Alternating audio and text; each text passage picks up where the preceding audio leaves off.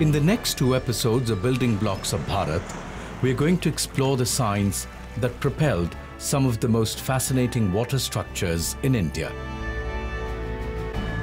In the first round, we will travel through water management systems of Sringaverpur and Kalani Dam, one of the oldest dams in the world, the water harvesting structures of Rajasthan's forts, and end up with innovative air cooling systems the Mughals used in their architecture.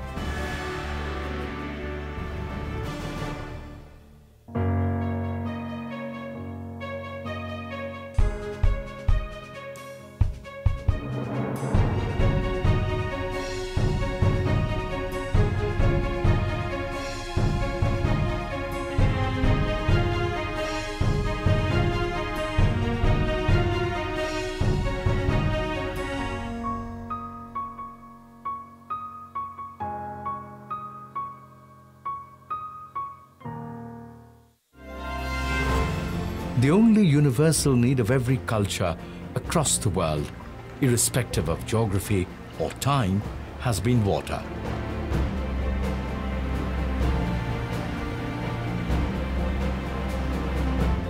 In India, the history of water management goes back a long way, even before we had begun settling down as organized societies. There is evidence of wells in the Indus-Saraswati Valley from the 3rd millennium BC. The Great Bath of Mohenjo-daro was probably a water storage tank. The Harappan cities had excellent systems of water harvesting and drainage.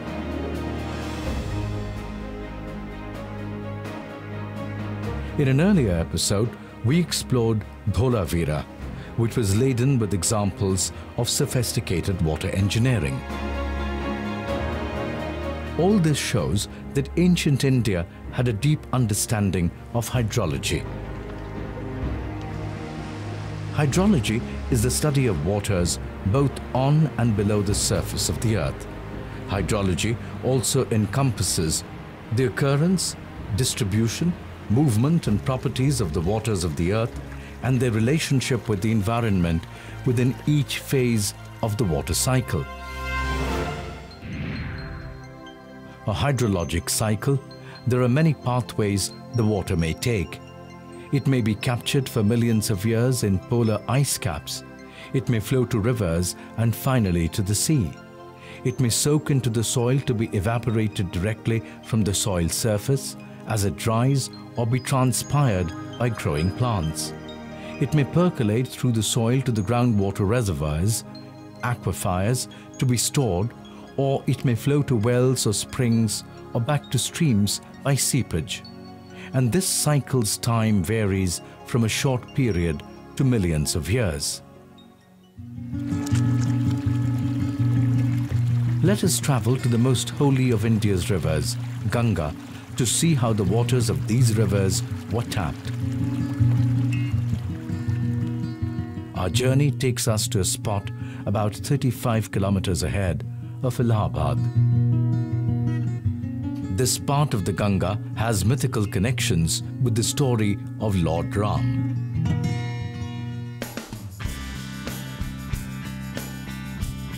What we are about to explore is a stunning example of ancient hydraulic engineering that dates back to the 1st century BCE. The site was excavated on a large scale by the Archaeological Survey of India between 1977 and 1985. And these excavations uncovered a series of large rectangular brick tanks which were used to supply river water to the city in the most innovative fashion. The most impressive feature of this reservoir is the size. It was engineered to manage the drinking water needs of an entire city. Quite something.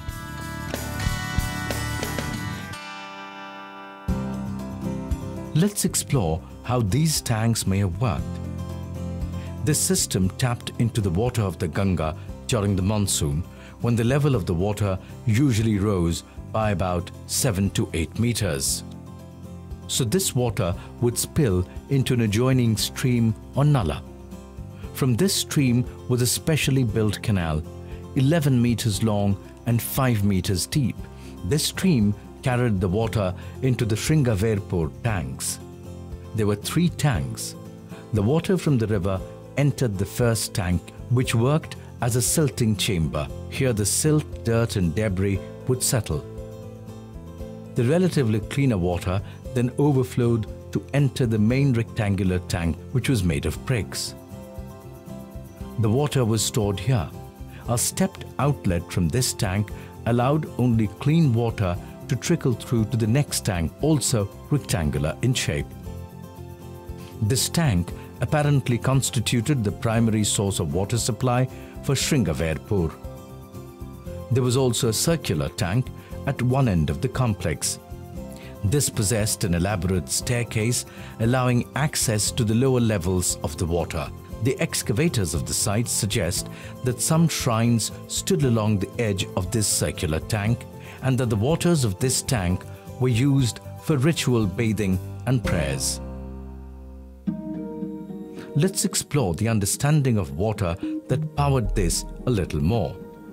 The currents of the flood water should have been enough to carry the sediment along with it. How was this prevented? Well, devices called dissipation structure within the tanks systematically and progressively lowered the water velocity as it flowed. The actual construction and dimensions of the tank helped with this. The tanks have a narrow base and a wider top. They're also more constricted where the water enters and broader towards the exit. Each section also had a small outward inclination. As a result, as the water flowed through the system, the level rose. It slowed down, thus giving enough time for the sediments to settle. An elaborate wasteware provided at the end of this tank carried water out of the tank back into the river. The excess water was returned to the river through this final exit channel. A series of wells in the bed of the tank allowed access groundwater even during the hot summer months. This site shows us the hydraulic engineering expertise that existed in India 2000 years ago. An idea that is still so workable even today that it is actually being used in the Clean Ganga program.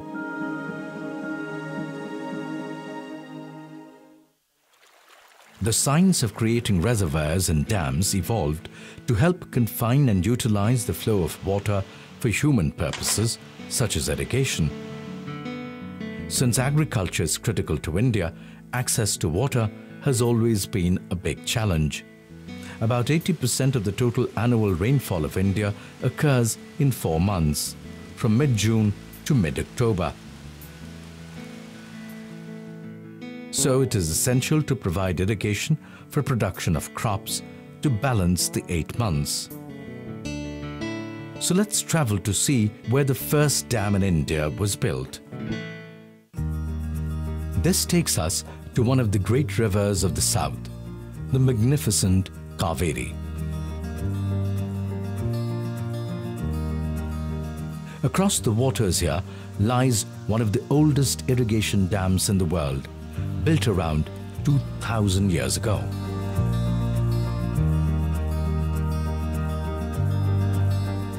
This dam was built by King Karikala Chol of the Chol dynasty in the 2nd century AD. And the technology was so modern that it is still in use, making it one of the oldest irrigation systems in the world. The Kaveri River splits into 2 channels near the island of Srirangam. The southern channel continues down as the Kaveri, while the northern channel is called Kolidam or Koldrun River. Further downstream, these 2 channels come close again. It is at this point that Karikala Chol decided to build the Kalani. Why did he do this? Karikalan built the Kalani for mainly 2 reasons. flood control and irrigation.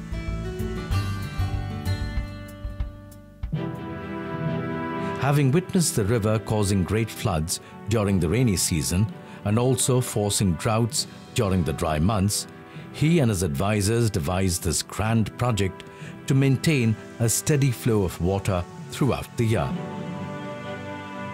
But did the Chols have the technical know-how to put together a structure like this?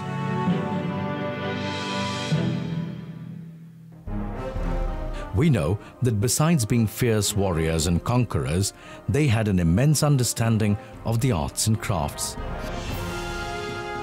The enormous temples they built, like the Brihadeswar temple at Tanjavur or the Airavateswar temple at Darasuram, stands testimony to their engineering, artistic and architectural brilliance. The first known dam was built in 2900 BC across the Nile River to protect the city of Memphis from flooding. Dam building was continued into the time of the Roman Empire. Dams are also seen in nature. Beavers build dams to keep the water deep enough to cover the openings to their homes, protecting them from predators. Back to the dam we are studying, the Kalani Dam, which is a simple check dam.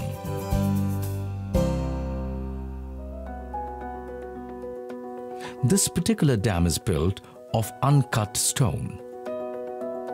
It is 329 meters long, 20 meters wide, and 5.4 meters high. At the time of the British, some alterations were made on the original structure. They laid the grid separators and a bridge on top of the old dam. In case of a check dam, the most important decision to be taken is its location. This decision is crucial as the effectiveness of the dam depends on this.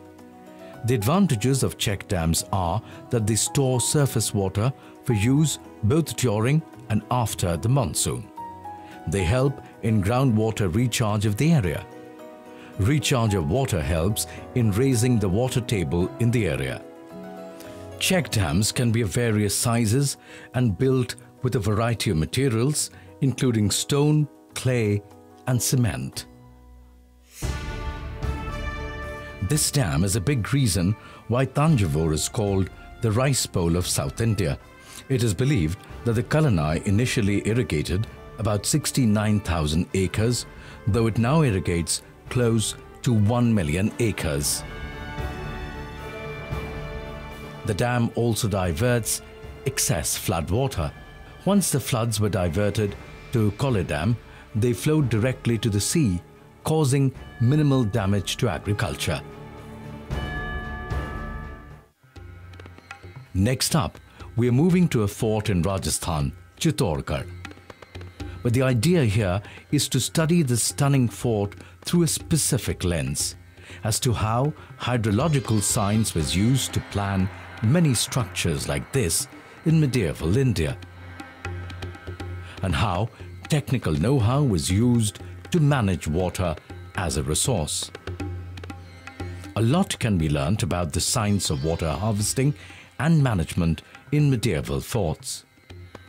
First up, let's look at the role of hydrology in the selection of these fort cities.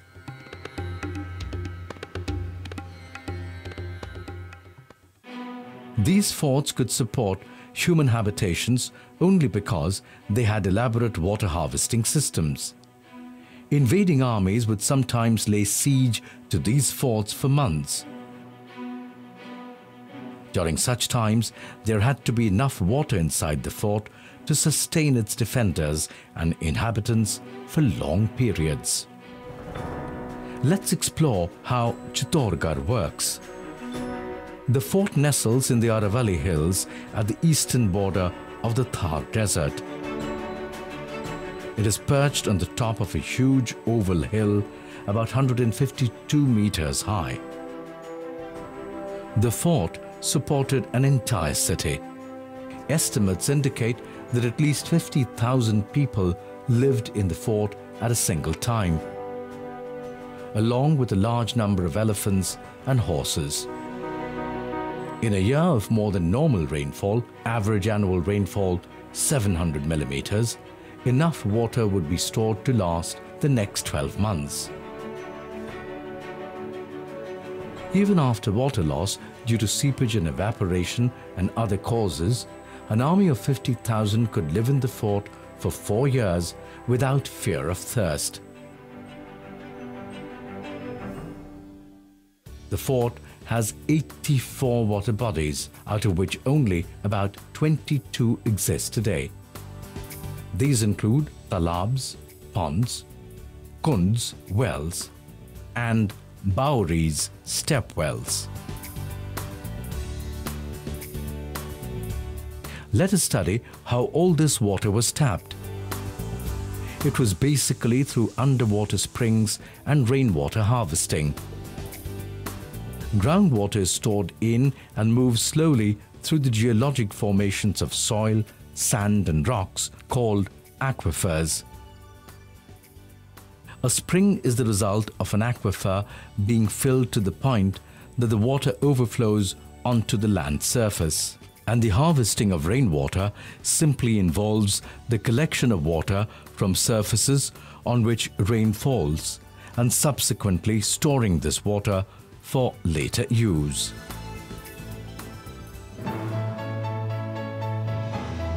In the fort at Chittorgarh, all talabs in the fort have natural catchments. The builders of Chittor not only harvested surface water but also the ground seepage. The kunds and bawalis are located below the talabs, so that even the seepage from the latter is not lost. The fort spreads over 500 hectares, 40% of which are given over to water bodies. The average reservoir depth is about 2 meters. Taken together, this means these reservoirs can store about 4 billion liters of water.